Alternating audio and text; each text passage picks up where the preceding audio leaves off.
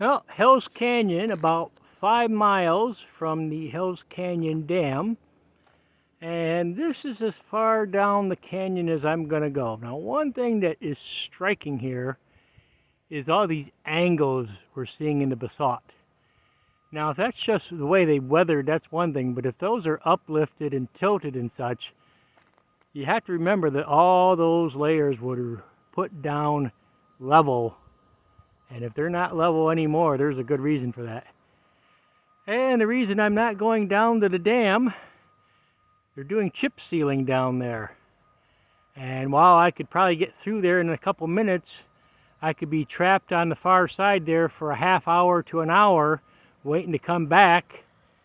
And I don't want to go through all that. So I'm not going to go the last 5 miles down the road here to where the road ends.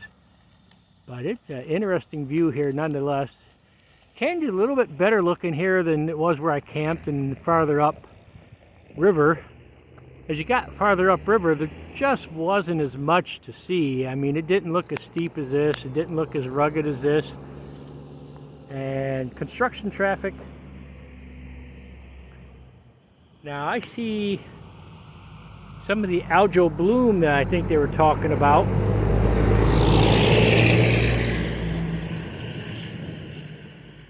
See that bluish green or greenish color, and it almost looks like paint down there streaking into the water.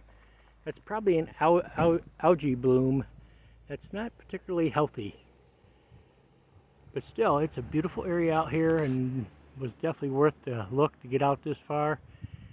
Maybe I'll come back when they're not doing construction, and I could go the last 5 miles down dam. It's pretty down there. It looks like it'd be interesting to see. And if you can look past the dam and see the canyon without the reservoir water behind the dam in it, that might be even more impressive.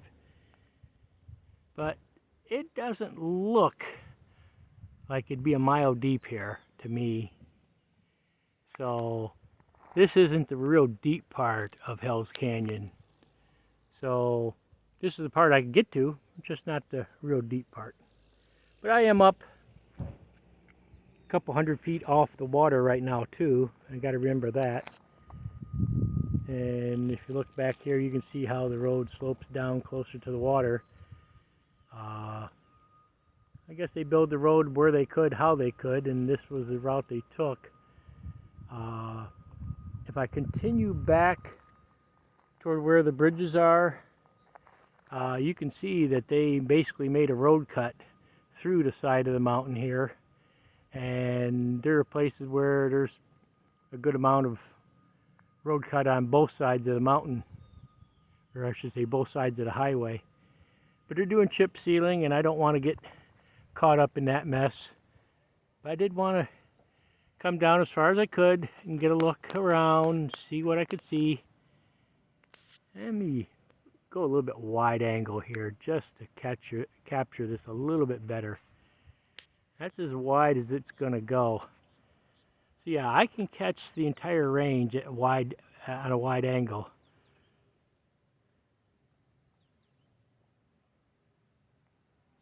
Absolutely beautiful view here. Got to admit that. And I have to admit, as I look down there and see all that Columbia River basalt, I would love to go down there. I just don't want the headaches involved with being stuck down there. And that's why I'm not going down. It's only about 5 miles before you get to the dam, and that's where the road ends. So I'm not going down there. It's a dead end, but like I say, good views. Let's zoom in now. Yeah, that's a great view down there. But it's just going to be more hassle when it's worth to go down there.